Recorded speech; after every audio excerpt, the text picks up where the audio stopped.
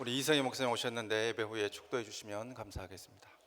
어느 권사님 댁에 모르는 번호가 전화가 왔습니다. 그래서 받을까 말까 하다가 받아봤더니 거기 홍길순 씨 되십니까? 이렇게 말을 하는 거예요. 그래서 네 맞는데요 했더니 따님이 있으시죠? 이렇게 말을 하는 거예요.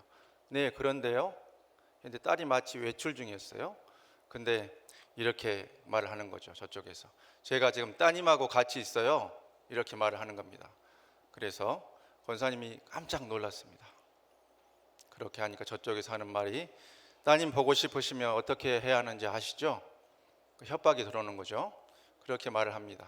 그래서 이제 심장이 두근거리고 또 마침 저쪽 전화에서 뭐가 깨지는 소리와 함께 여자의 비명 소리가 들리는 겁니다. 너무 걱정이 되는 거죠. 그렇게 되는 상황 가운데 이쪽에서 이제 하는 말이 따님이 아주 늘씬하고 이뻐서 잘 팔리게 생겼네요. 그렇게 협박을 하는 거죠. 그랬더니 이 권사님 하신 말씀이 그럼 우리 딸 아니네 하고 전화를 확 끊어버렸다는 이야기입니다. 다행스러운 일이라고 해야 될지 모르겠습니다만은 2024년 새해가 밝았습니다. 올 한해는 이런 보이스 피싱이나 가슴 떨리는 소식은 하나도 들리지 않고 주 안에서 복된 소식, 응답의 소식, 행복한 소식, 풀리는 소식, 열리는 소식만 우리 귀에 들려오실 수 있기를 주님의 이름으로 간절히 축원합니다. 그래서 올 한해 우리에게 좋은 소식 하나님께서 들려주실 텐데 새해 우리에게 주시는 귀한 말씀 우리 다 같이 16절 상반절 말씀 함께 합독하며 받들어 읽겠습니다. 열한 제자가 뒤로 말씀 없습니다. 예수님께서 부활하신 이후에 제자들이 모였는데 그 숫자가 11명이라고 이렇게 말씀이 기록하고 있습니다. 왜 11명이었을까 하는 것을 우리가 마음속에 떠오르는 바가 있습니다만은 어떤 제자들일까 하는 것을 성경에 여러 군데서 추정케 하는 말씀이 있는데 사도행전 1장 13절 말씀을 통해서 이렇게 제자들의 그 이름이 나오게 됩니다. 여기 보면 우리가 짐작한 대로 가룟 유다가 빠져 있는 것을 볼 수가 있지요. 가룟 유다는 은 30에 이렇게 잘못된 판단으로 예수님을 대제사장과 장로들에게 이렇게 팔고 나중에 이제 돼가는 상황을 보면서 크게 후회하고 내가 잘못했으니까 이 돈을 받고 다시 예수님을 풀어달라는 그런 후회를 가서 대제사장과 장로들에게 하게 되죠. 근데 이미 자신들의 목적을 달성하고 예수님을 포박해서 이렇게 십자가형까지 이끈 그 대제사장과 장로들이 이 가룟 유다의 돈을 받을 리도 만무하고 또 가룟 유다의 이 회개를 받아줄 리도 만무하죠. 그래서 그들은 네가 회개를 하든지 후회를 하든지 말든지 그게 우리와 무슨 상관이냐 하면서 내 죄값을 네가 당하라 이런 끔찍한 저주의 말을 쏟아붓고 맙니다. 그래서 그런 저주의 말을 들은 가룟 유다는 후회가 극에 달해서 스스로 목을 매달아 목숨을 끊었다고 성경에서 증거하고 있습니다. 그런데 이 가룟 유다를 제외한 11 제자의 명단 가운데 보면은 3번이나 십자가 고난의 현장에서 예수님을 부인했던 베드로를 포함해서 그 어떤 제자도 예수님을 끝까지 십자가 현장까지 지켜들었던 제자가 한 명도 없었음을 우리가 확인할 수가 있지요. 이들은 가룟 유다처럼 예수님을 판 그런 끔찍한 죄를 범한 것은 아니었지만 자신의 한 몸 지키겠다고 일신의 안위를 위해서 뿔뿔이 흩어지고 다 도망가 버렸던 그러한 제자들이었습니다. 예수님은 이 제자들을 다시 불러 모으시고 이들은 또한 예수님의 십자가 고난 이후에 3, 3, 5 모여 있다가 주님의 부름을 받고 다시 이렇게 모였던 것이지요. 가룟 유다만큼은 아니지만 이들도 예수님에 대해서 큰 잘못을 저질렀던 그러한 이들이었습니다. 그러나 그들은 살아 있었기에 이런 다시 한번 회복의 기회를 맞이할 수 있었고 가룟 유다는 자살의 죄악을 범했기 때문에 그 회복의 기회조차 갖지 못하고 이렇게 영벌에 빠지게 된 것입니다. 만일 가룟 유다가 자살하지 않았다면 혹시 이런 일이 있지 않았을까 추정을 해봅니다. 사랑의 예수님께서 가룟 유다까지 용서해 주셔서 11제자가 아니라 12제자가 갈릴리로 가서 모이는 그런 일이 있지 않았을까 하는 것을 우리는 짐작을 해봅니다마는 그러한 일은 일어나지 못했고 가룟 유다는 스스로 생명을 끊어서 그 용서와 회복의 기회에 참여할 수가 없었습니다. 우리의 모습을 한번 되돌아봅니다. 우리는 가룟 유다처럼 예수님을 팔고 예수님에 대해서 큰 죄악은 안 저질렀는지 모르겠습니다마는, 그러나 우리는 11 제자들처럼 허물과 죄가 많고, 그리고 주님 앞에 바로 서기에 참 민망하고 부끄러움이 많은 그러한 사람들입니다. 내가 의인으로 내가 이만큼 주의를 했다고 나는 떳떳하게 하나님의 영광을 위해서 하루 24시간 온 생애를 바쳐서 살아가고 있다고 말할 수 있는 사람이 세상에 어느 누가 있겠습니까? 있기는 있는데 저기 필병원에만 있습니다. 그것이 문제지요. 자기가 정상적으로 신앙을 인식하고 자기가 정상적으로 자신의 모습을 되돌아보면 우리는 죄 많고 허물 많고 너무나 부족해서 우리는 주님 앞에 설 수도 없는 그러한 자들임을 우리는 발견합니다. 그러나 11 제자처럼 하나님께서는, 주님께서 우리를 다시 불러주시고 우리를 회복의 자리로 초청해 주십니다. 우리에게 건강이 있고 우리에게 맑은 정신이 있어서 이렇게 주의 전에 나와서 말씀을 듣고 우리의 의지로 하나님을 찬양할 수 있음에 감사하실 수 있기를 바랍니다. 그래도 내가 걸을 수 있고 운전할 수 있어서 주일에 주의 전에 올 수 있음에 대해서도 감사하실 수 있기를 바랍니다.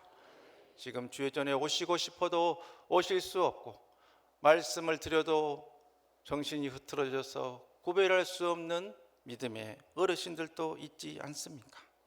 그러나 우리는 여전히 죄인이고 부족하고 흠이 많아 주님 앞에 설 수 없지만, 그러나 주님에 대해서 배신하고 주님에 대해서 의리를 지키지 않고 주님에 대해서 부인했던 제자들을 다시 다 모아서 갈릴리로 부르셔서 회복의 기회를 주셨던 그 주님께서 허물 많고 죄 많고 주님 앞에 설 수 없는 우리를 다시 한번 부르셔서 자녀 삼아 주시고 새해를 우리에게 주시고 신년 첫 예배 드릴 수 있도록 인도해 주신 하나님의 은혜, 주여 그렇습니다. 제가 가룟 유다까지는 아니어도 11 제자쯤은 될 텐데 나에게 다시 한번 기회 주셔서 주의 전에 나와서 예배할 수 있도록 인도해 주셨음에 감사합니다. 그 마음 가지고 오늘 또 새해를 주신 하나님께 감사함으로 주님의 음성 들으시는 모두 되시기를 주님의 이름으로 간절히 축원합니다. 우리 다 같이 이어서 16절 하반부 말씀 받들어 읽겠습니다. 갈릴리에 가서 예수께서 지시하신 산에 이르러. 아멘. 그런데 그 11 제자가 모인 곳이 바로 갈릴리입니다. 왜 하고 많은 곳 가운데 갈릴리일까? 그 가운데서 예수님께서는 이미 십자가를 지시기 이전에 이 갈릴리로 본인이 가실 것을 미리 말씀하셨는데, 마태복음 26장 31절로 32절 말씀에 이렇게 적혀져 있습니다. 그때 예수께서 제자들에게 이르시되 오늘 밤에 너희가 다 나를 버리리라. 기록된 바 내가 목자를 치리니 양의 떼가 흩어지리라 하였느니라. 32절 다 같이 받들어 읽습니다. 그러나 내가 살아난 후에 너희보다 먼저 갈릴리로 가리라. 아멘. 그러니까 예수님께서 부활 이후에 갈릴리로 갈 것을 본인이 말씀을 하셨고, 그리고 28장 10절에 제자들 보고 이제 갈릴리로 가라고 이렇게 말씀을 하셨어요. 이에 예수께서 이르시되 무서워하지 말라. 가서 내 형제들에게 갈릴리로 가라 하라. 거기서 나를 보리라 하시니라. 이렇게 말씀하셨습니다. 그러니까 예수님께서 부활 후 본인이 갈릴리로 갈 것이고 또 제자들에게 갈릴리로 갈 것을 말씀을 하셨습니다. 예수님께서 이렇게 지시하신 산이라는 표현을 16절 말씀에서 쓰고 있는데, 이 산이 과연 갈릴리에 있는 어떤 산인가 하는가를 이제 추정을 합니다. 그래서 5장부터 7장에 나오는 산상보훈, 산상수훈을 가르치셨던 팔복산인가 하는 그런 견해도 있고, 아니면 17장에서 이렇게 예수님이 모세와 엘리야를 만나고 아름답게 변화되셨던 그 변화산이었는가 하는 것을 이렇게 둘 중에 하나였을 것이다, 이렇게 주장들을 합니다. 실상은 알 수는 없는데, 그런데 이 변화산의 이름이 참 재밌는 것이 그 산이 해발 588m인데 그 산에 올라가면 모든 것을 다 볼 수 있대요. 그래서 다 볼 수 있는 산이다 해가지고 그 산의 이름이 바로 다볼산입니다. 이 변화산의 이름이. 거기 올라가면 다 보인다 그래서 다볼산이라고 그래요. 그런데 어쨌든 그것이 다볼산이든지 아니면은 팔복산이든지 그 갈릴리에 지시하는 한 산으로 예수님께서 제자들을 모으시고 그곳에서 예수님께서 제자들을 만나서 말씀을 주십니다. 그 언덕이라고 하면은 이왕이면 예수님께서 며칠 전 십자가에 달리신 예루살렘 인근의 골고다 언덕, 갈보리 언덕으로 부르셔서 제자들을 책망하면서 여기서 내가 못 박혔단 말이다 이것들아.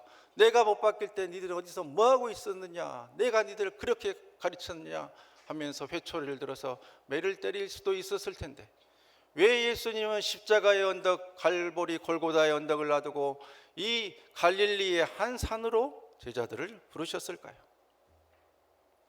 갈릴리가 어떤 곳이었습니까?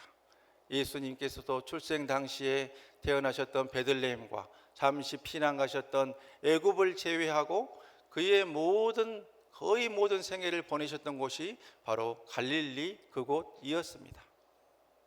또한 예수님의 제자들이 12명인데 그 중에 가룟 유다와 셀로 땅 시몬을 제외하고 무려 10명의 제자가 태어나고 성장하고 직업을 가지고 생활했던 곳이 바로 갈릴리였지요. 그들이 어부로서 직업을 가지고 물고기를 많이 잡으면 기뻐하고 적게 잡으면 또한 이렇게 마음의 아쉬움을 가지고 떠나왔던 그곳이 바로 갈릴리였고, 또 갈릴리에 있는 가버나움의 한 세관에서는 또 사람들에게 욕을 들어가면서 세금을 거뒀던 마태가 이렇게 거기에서 일했던 곳이 바로 갈릴리 그곳이었습니다. 배우지 못하고 사람들의 멸시천대 받으면서 삼류 사류 인생들이 모여서 아웅다웅 살아가고 있던 그곳이 바로 갈릴리였다고 하는 그러한 말씀입니다. 그렇게 갈릴리의 촌사람으로 살아가고 있는 그들에게 어느 날 예수님이 나타나셔서 사람을 낚는 어부가 되게 해주겠다고 그들을 부르셨을 때 그들은 그 음성을 듣고 자신들의 그물을 버려두고 배를 버려두고 주님을 따랐던 그곳, 사람들에게 욕먹으면서 세금을 걷고 있을 때에 주님이 부르셨을 때에 그것들 다 내려놓고 가족들 버려두고 주님을 따랐던 그곳이 바로 갈릴리였습니다. 그러니까 이 갈릴리는 제자들에게나 아니면은 예수님에게나 어머니의 가슴 같은 그러한 고향 땅이었다 하는 것이죠. 비릿한 갈릴리 호수의 물의 그 냄새와 물고기들의 비린내와 광야의 흙먼지가 우러진 갈릴리만의 독특한 향기가 나는 그곳이 바로 갈릴리였습니다. 여러분의 마음속에 고향의 모습을 한번 그려보십시오. 그곳에서 태어나셨든지 태어나지 않으셨든지 삶이 힘들고 지치고 어려울 때 떠오르는 수십 년 전 어머니의 가슴이 안겨 있었던 그곳, 그 땅은 과연 어느 곳이십니까? 어머니가 생각나고 그 시골의 그 모습이 생각나는 그 땅은 과연 어느 땅입니까? 다 마음속에 떠오르시는 곳이 있으실 겁니다. 제자들에게 있어서, 예수님에게 있어서 이 갈릴리는 바로 그러한 곳이었습니다. 그곳으로 예수님은 제자들을 보내셨고 예수님은 또한 그곳으로 제자들을 찾아가셨습니다. 말씀을 준비하면서 이 갈릴리 호수와 갈릴리의 그 땅을 묵상하는 가운데 마음속에 떠오르는 한 소설이 있었습니다. 그 작품은 1932년에 퓰리처상, 38년에 노벨 문학상을 받았던 펄벅 여사가 쓴 대지라고 하는 그러한 소설입니다. 어젯밤에 집사람과 이 펄벅의 대지 이야기를 하고 있는데 저희 딸이 앉아서 이렇게 저녁을 먹다가 아무 생각 없이 무슨 소설 이름이 돼지 벌떡이야? 그렇게 말을 하는 거예요. 그러니까 돼지 펄벅이라는 이름을 돼지 벌떡으로 들은 거예요. 그래서 물론 이제 다른 생각하다가 이렇게 들어서 그런 것입니다만은 이 돼지라고 하는 소설이 제 때만 해도 굉장히 유명한 그런 소설이었는데 이제 요즘 우리 소위 MZ 세대들의 세대에서는 많이 읽지 않는 것 같아요. 이 소설의 그 내용들 생각나시는 분도 있으실 텐데 중국을 배경으로 하여 왕농이라고 하는 사람이 이 땅과 흙에 대한 굉장한 그 사랑과 애착을 가지고 정말 애잔한 감동적인 필체로 이 그 삶의 모든 애환과 스토리들을 내러티브를 묘사하고 있는 그러한 그 명작의 그런 좋은 작품인데, 그 가운데 주인공 왕눈이 그 땅에 대해서 고백하는 이런 내용이 나오게 됩니다. 이렇게 왕눈이 말하지요. 내 땅에는 내 인생의 전반부와 그 이상이 묻혀 있다. 마치 내 몸의 절반이 그곳에 묻힌 것 같다. 이렇게 말을 합니다. 그러니까 지금은 자기가 좋은 집에 살고 있지만 자신의 고향 땅과 자신이 일구었던 그 흙을 생각할 때에 그곳에 자신의 삶이 다 묻혀 있고 삶이 묻어 있다고 하는 그러한 고백이죠. 제자들이 예루살렘에 가고 제자들이 이렇게 이스라엘 전역을 다니면서 천국 복음을 증거하면서도 그들의 마음속에는 항상 갈릴리라는 곳이 이렇게 마음속에 자리 잡고 있었고, 그들에게 있어서 수구초심의 마음으로 예수님께서 그들을 갈릴리로 이렇게 보내셨던 것입니다.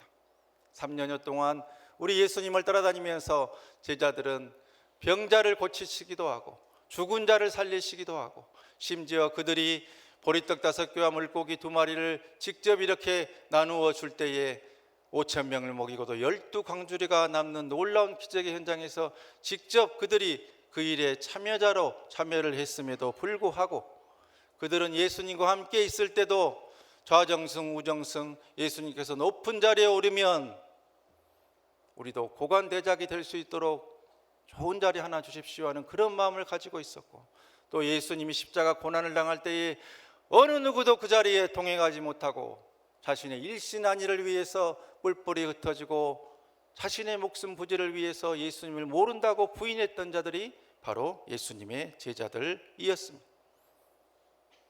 그들은 또한 예수님의 이 십자가 사건 이후에 그 일에 대한 민망과 함과 자괴감에 빠져서 스스로 낭망하고 있었습니다.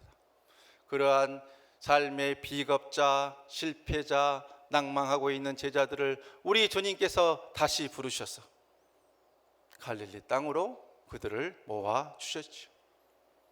그 땅은 예수님을 만났을 때 그들의 가슴 떨림이 있었던 곳이고, 그 땅은 예수님을 만났을 때에 모든 것을 내려놓고 그분을 따르겠다고 하는 그 결단과 결심이 있었던 그 곳이었습니다. 그 첫사랑, 그 가슴 떨림, 그 초심을 회복시키기 위해서 첫사랑의 장소로 예수님은 다시 그들을 모아 주셨습니다. 우리의 모습은 11 제자와 너무나 유사합니다. 예수를 믿는다고 하면서도 마치 고관대작의 자리를 탐내고 있으면서 좌정승 우정승 높은 자리를 바랐던 그 제자들처럼 우리는 너무나 이기적으로 예수를 믿고 있습니다. 주님께 달라고만 하고 주님을 마치 나의 어떤 인생의 마스터키로 나에게 내가 요구하는 것을 주는 만물 박사로, 척척 박사로, 또한 어떤 은행의 은행장으로 생각을 하고 있습니다. 그러나 정작 주를 위한 헌신을 요구할 때는 또 11 제자들처럼 우리는 도망가고 맙니다. 주님을 우리가 지켜드려야 하는 그 자리, 주를 위해 내 것을 내어드려야 하는 그 자리에서 우리는 11 제자처럼 그 자리에 있지 아니하고 또 흩어지고, 또 나중에 그 일 때문에 우리는 낭망하고 낙담하고 맙니다. 그러나 주님은 그 11 제자를 모으신 그 자리에서 그 제자들에게 내가 힘들 때 니들은 어디서 뭐하고 있었느냐, 내가 십자가를 질 때 니들은 도대체 어디서 뭐하고 있었냐고 책망하지 않으셨습니다. 그냥 그들을 만나주시고 다시 갈릴리로 모아주시고 첫사랑의 가슴 떨림, 그 초심의 현장으로 그들을 모아주셔서 다시 한번 사랑과 은혜를 주시고 회복시켜 주시고 그들에게 놀라운 사명을 허락해 주십니다. 다시 갈릴리로 가실 수 있기를 간절히 바랍니다. 다시 복음의 현장으로 가실 수 있기를 주님의 이름으로 축원합니다. 다시 십자가 붙으실 수 있기를 간절히 바랍니다. 우리는 여전히 부족하고 우리는 여전히 실패하고 여전히 낙담하는 생을 지금까지도 살아왔고 앞으로 조금 나아질 수 있지만 또 그런 삶을 살아갈 것입니다. 그러나 그러한 우리의 모습조차도 주님은 우리의 있는 모습 그대로 받아주시고 우리를 다시 불러주시고 회복시켜 주실 것이니까 우리가 완전한 모습으로 주님 앞에 설 수 없을지라도 우리를 주님 만나는 그 현장으로 불러주시는 그 사랑의 주님이 나의 주님임을 기억하고 다시 복음, 다시 십자가 앞에 꼭 바로 서시는 귀하고 복된 2부 예배 기도의 용사들, 주의 자녀들 꼭 되시기를 주님의 이름으로 간절히 축원합니다. 이제 우리 다 같이 18절부터 20절 말씀 받들겠습니다.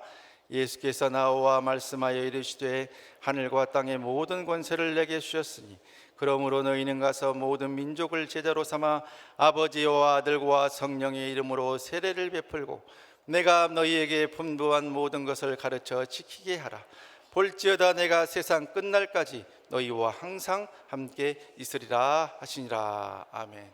오늘 본문으로 하나님께서 우리에게 주신 마태복음 28장 16절로 20절의 말씀은 The Great Commission이라고 그래가지고 지상 대위임령이라고 하는 그러한 말씀입니다.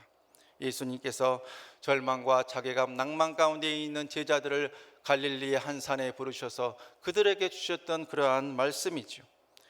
먼저 예수님께서는 십자가와 고난 부활 당하시기 전에 자신의 복음 전파의 범위가 유대인들에게 한정되어 있음을 마태복음 15장 24절에 이렇게 말씀하셨습니다.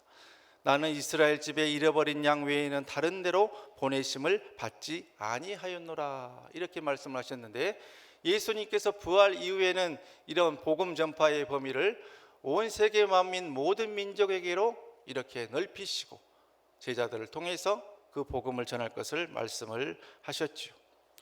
그러면서 예수님께서 갈릴리로 제자들을 부르시고 만나서 주시는 그 말씀의 모습을 18절 말씀에 이렇게 묘사를 하고 있습니다.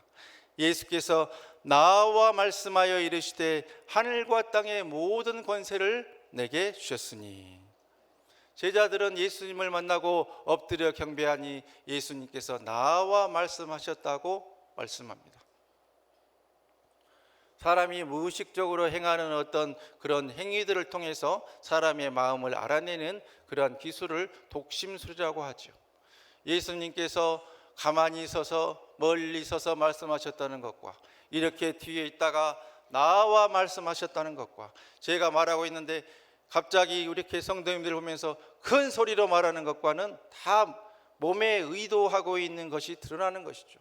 마찬가지로 예수님께서 가만히 서 계시다가 이렇게 나와 말씀하셨다고 하는 것은 그 마음속에 이 말씀을 꼭 하고 싶은 그 간절함이 있었다는 것을 드러내고 있습니다. 이처럼 예수님께서 적극성을 가지고 유언과도 같은 말씀을 제자들에게 증거하고 있는데 그 말씀이 바로 하늘과 땅의 모든 권세를 내게 주셨다는 말씀을 먼저 하셨습니다. 어떻게 이런 말씀을 하실 수 있을까요? 마귀가 예수님 하나님으로부터 받은 그러한 합법적인 권세 가운데 가장 큰 권세인 죽음의 권세, 사망의 권세를 예수님께서 부활하심으로 완전히 깨뜨리셨기 때문에 예수님께서는 하나님께서 나에게 하늘과 땅의 모든 권세를 주셨다는 말씀을 자신 있게 하실 수가 있으셨던 것입니다. 하늘과 땅의 모든 권세를 가지신 분이 우리의 주님이십니다. 하늘과 땅의 모든 권세를 내게 가졌다고 제자들에게 말씀하셨다고 하는 것은 너희가 너희의 삶의 상황 가운데 너희가 배우지 못한 어부였다고 사람들에게 욕먹는 세리였다고 위축되어 있지 말아라. 주저앉아 있지 말아라. 못한다고 생각하지 말아라. 너희의 뒤에는 하늘과 땅의 권세를 가진 내가 있다 하는 그러한 말씀입니다. 하늘과 땅의 모든 권세를 내가 가졌다. 너희들이 낭망하고 너희들이 나에게 잘못한 것 때문에 위축되어 있고 너희들이 안 되는 상황 가운데 그렇게 모든 것에 대해서 부정적인 상황 가운데 있지 마라 말씀하시면서 자신이 있는 모습으로 제자들에게 자신을 드러내셨으니 하늘과 땅의 모든 권세가 나에게 있다 말씀하신 것이죠. 그 주님이 저의 주님이시고 바로 우리 성도님들의 주인 되십니다. 하늘과 땅에 권세가 있는 분이십니다. 그분은 우리 몸을 창조하신 분이십니다. 하늘과 땅에 권세가 있는 그분이 우리 몸을 만지기 시작하면 몸에 있는 암도 다 사라질 것이고 병도 다 고침받을 것이고 병원 갈 일이 줄어들게 될 것입니다. 드시고 있는 성인 면역력도 다 끊어지게 될 것입니다. 왜 그렇습니까? 하늘과 땅의 권세를 가지신 분이 우리의 주인이시기 때문이지요. 하늘과 땅의 권세를 가지신 분이 우리의 물질도 다 관여하고 계십니다. 하나님이, 주님이 우리를 위해 일하시기 시작하면 하나님의 신묘막측한 방법으로 물질의 문이 열리게 될 것입니다. 주님께서 풀어주시게 될 것입니다. 우리의 가정과 관계와 모든 안 되는 문제들도 주님이 움직이시기만 하면, 주님이 나를 위해 일하시기만 하면 그 길이 열릴 것이니까. 실패자로, 비겁자로, 낭망자로, 낙담자로 있는 제자들에게 자신 있는 모습으로 나타나셔서 하늘과 땅의 모든 권세를 내게 주셨다 말씀하시는 그 주님이 나의 주님이라는 것을 기억하고 올 한 해도 그 주님 붙들고 승리하는 모든 분들 되시기를 주님의 이름으로 간절히 축원합니다. 이렇게 자신 있는 모습으로 예수님께서 파송의 말씀을 하시면서 세례를 주고 제자를 삼고 복음을 전할 것을 말씀하셨습니다. 그러나 또한 여기에 이어서 우리 주님께서 하신 그런 말씀이 있죠. 이 상황 가운데서 자신만 의지하고 자신을 바라볼 것을 말씀하시면서 이렇게 또한 증거를 하셨습니다. 하늘과 땅의 모든 권세를 내게 주셨다 하시면서 하시는 그 말씀이 세상 끝날까지 너희와 항상 함께 있으리라는 그런 말씀을 허락해 주셨지요. 이런 이야기가 있습니다. 배가 이제 발달하는 그런 선박의 발달의 역사 가운데 바람을 이용해서 이렇게 항해를 했던 범선이 유행했던 그런 시기가 중세 시기가 있었는데, 이 저렇게 큰 배들은 이렇게 움직이려면 풍력이 엄청나게 강해야 되기 때문에 거의 15m나 20m 정도 되는 이 돛을 세우고 아주 튼튼한 그런 천을 달아서 돛을 만들어서 그 돛이 바람을 받아서 저렇게 큰 배가 움직이는 그러한 시스템으로 이 동력을 받아서 배가 전 세계 대양들을 항해를 했는데, 이 처음 이제 이 배를 이렇게 운행하는 데서 제일 중요한 것은 이 돛의 방향을 움직여서 배를 이제 앞뒤로 또 가게 하고 또 좌우로 움직이게 하는 그 기술도 중요한데, 그것들은 이제 뭐 이 갑판장이나 선장이 하는 것이고, 이 선원들에서 제일 중요한 것은 저 돛 위에 올라서 돛을 감았다 풀었다 하는 그것이 가장 중요한 일이었죠. 그래서 초보 신입 선원들이 올라오면 제일 먼저 배우는 것이 저 15m나 20m 되는 저 돛 위에 올라가서 이렇게 돛을 감는 그 훈련을 해야 했다고 합니다. 그런데 이 평지에서 15m, 20m로 올라가서 거기에 매달려 있기도 무서운 일인데, 이 바다에서 흔들리는 바다 위에서 높은 돛 위에 올라가서 그렇게 일을 한다고 하는 것은 굉장히 무서운 일이었겠죠. 그래서 초보 선원들을 훈련시키기 위해서 이 돛 위에 올라가서 이렇게 그 상황 속에서 그들을 바라보고, 그들이 느끼는 것은 기우뚱기우뚱 배가 움직이고 여기에서 만약 떨어지면 크게 다치거나 죽을 수도 있겠다는 그 극심한 공포가 몰려오기 시작했던 것입니다. 그래서 사지가 떨리고 어찌해야 할지 모르는 그러한 공포의 상황에서 꼭 밑에서 이 오래된 선원들, 갑판장이나 선장이 외치는 소리가 이런 소리였다고 하죠. 내려다보지 말고 위를 봐, 바라보지 말고 하늘을 봐. 위를 보라니까? 그런 이야기였다고 그래요. 우리의 상황이 초보 선원과 비슷하지 않습니까? 우리의 상황 가운데 넘실대는 파도나 아래에 있는 바다를 보고 안 되는 상황과 환경을 봤을 때는 우리는 근심 걱정만 늘어나고 불안만 늘어나는 것이 우리의 현실 아닙니까? 그러나 눈을 들어서 하늘과 땅의 모든 권세를 가지신 주님을 바라봤을 때 우리는 안정을 찾게 되고 평화를 얻게 되고 예수 안에서 희망과 소망을 회복하게 되는 것이지요. 그러니까 올 한 해도 그렇고 남은 인생도 그렇고 예수 바라보실 수 있기를 간절히 바랍니다. 상황과 환경과 문제 보면서 자신의 안 되는 처지 보면서 한탄하고 눈물 짓지 마시고 예수 바라보고 하늘 바라보고 희망과 소망 회복해서 승리하며 살아가실 수 있기를 간절히 바랍니다. 20절 말씀에 우리 주님께서 이렇게 말씀하셨습니다. 다 같이 20절 말씀 받도록 하겠습니다. 볼지어다 내가 세상 끝날까지 너희와 항상 함께 있으리라 하시니라. 아멘. 내가 세상 끝날까지 너희와 항상 함께 있으리라. 함께 있으리라. 여러분과 항상 함께 있다고 주님께서 말씀해 주셨습니다. 마태복음 1장 말씀 기억나시죠? 1장 23절에 예수님께서 태어나실 때 보라 처녀가 잉태하여 아들을 낳을 것이요 그의 이름은 임마누엘이라 하리라 하셨으니 이를 번역한즉 하나님이 우리와 함께 계시다 함이라. 이렇게 말씀하고 있습니다. 마태복음 1장 그 시작부터 끝날 때까지 하나님이 우리와 함께 계시다는 이야기로 가득 찬 이야기입니다. 문학의 기법에서 시작과 끝에 이렇게 된 것을 인크루지오라고 하는 그런 표현을 씁니다마는 마태복음이 꼭 그러한 형태로 구성이 되어져 있습니다. 하늘과 땅의 모든 권세를 가지고 계신 그 주님께서 세상 끝날까지 우리와 함께 계시다는 약속을 해 주셨습니다. 그러기에 세상의 환경과 문화 가운데 내 안 되는 상황 가운데 주저앉아 있지 마시고 벌떡벌떡 일어나는 귀한 역사의 주인공들 꼭 되시기를 간절히 바랍니다. 그런데 중요한 것이 있습니다. 아주 중요한 것이 있습니다. 우리가 다 놓치고 있었던 것들, 굳이 다루고 싶지 않았던 불편한 부분들, 그것은 무엇이냐?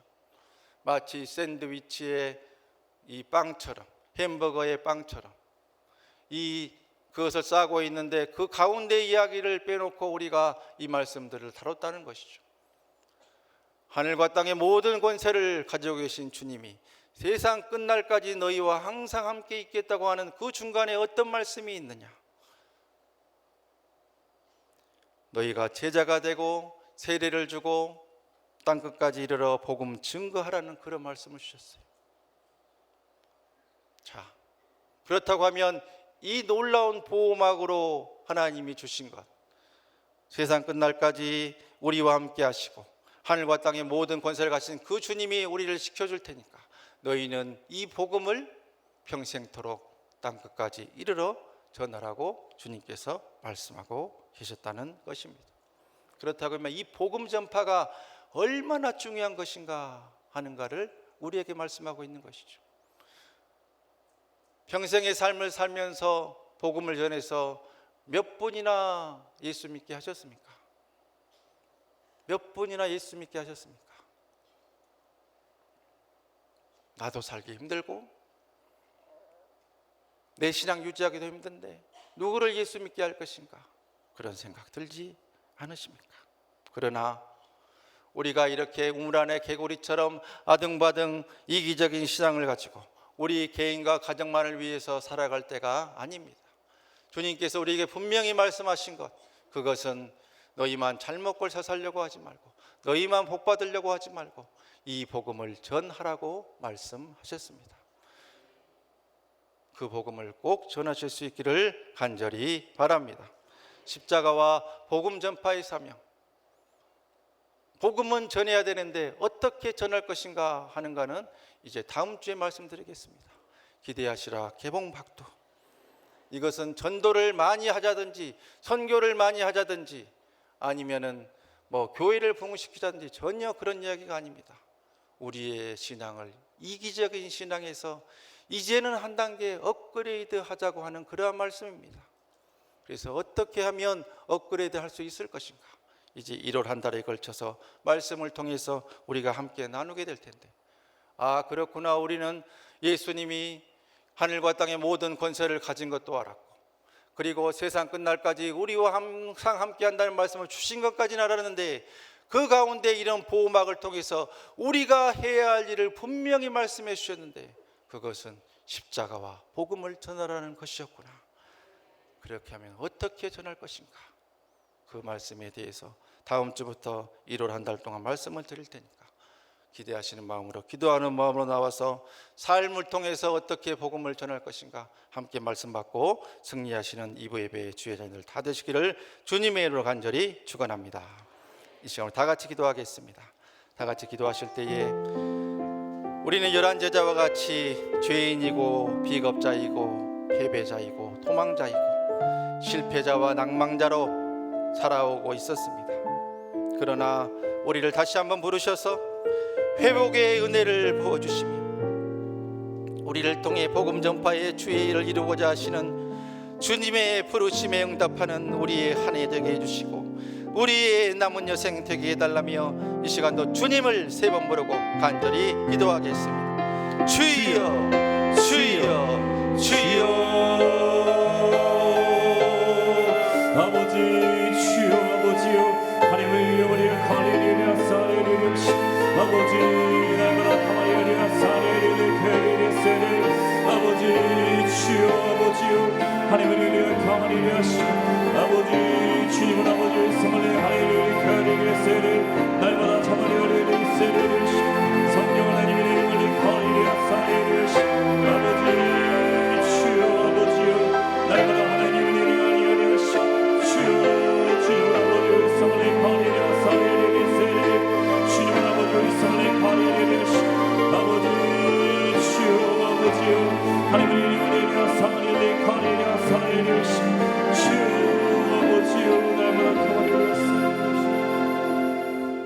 우리에게 새해를 허락해 주신 하나님 감사합니다. 오늘도 주신 말씀을 통해 우리와 늘 함께 해주시겠다 약속해 주셨으니 또 감사합니다.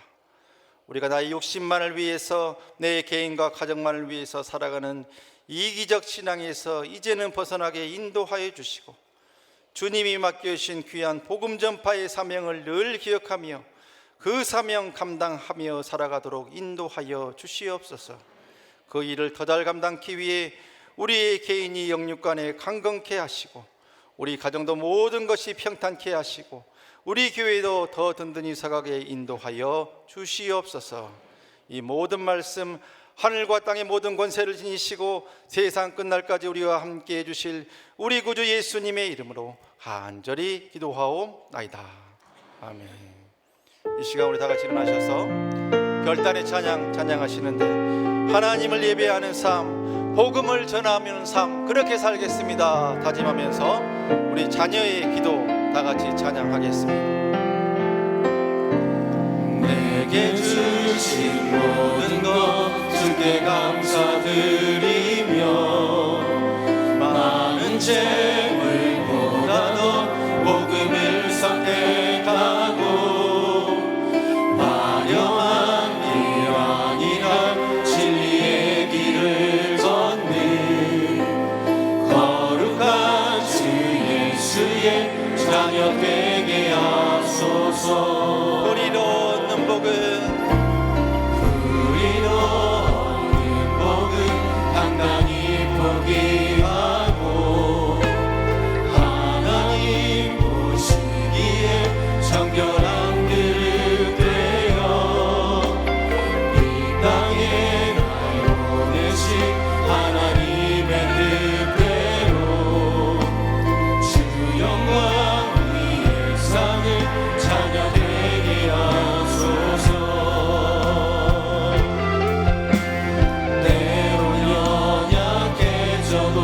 방황 함께 하소서.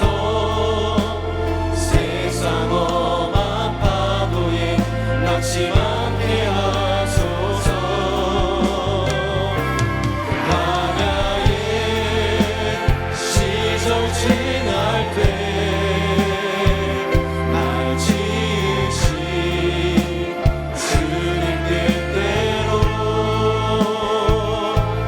하나님 예배하는 삶, 복음을 전하는 삶 그렇게 살길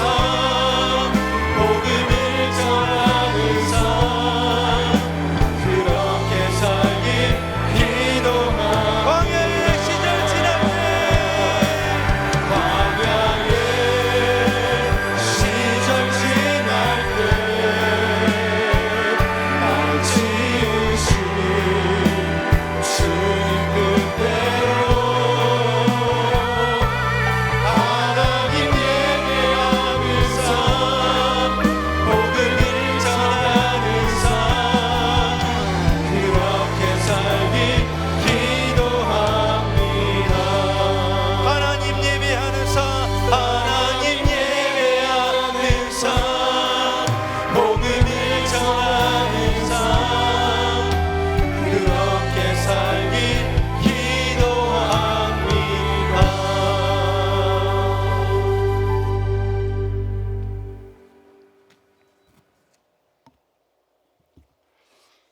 다시 복음, 다시 십자가의 사명을 지향하며 2024년 새해 첫 주일을 맞이하는 화곡동 치유하는 교회 모든 성도들 머리머리 위에와 모든 가정들에게 여호와는 내게 복을 주시고 너를 지키시기를 원하며 여호와는 그의 얼굴을 내게 비추사 은혜 베푸시기를 원하며 여호와는 그 얼굴을 내게로 향하여 드사 평강 주시기를 원하노라.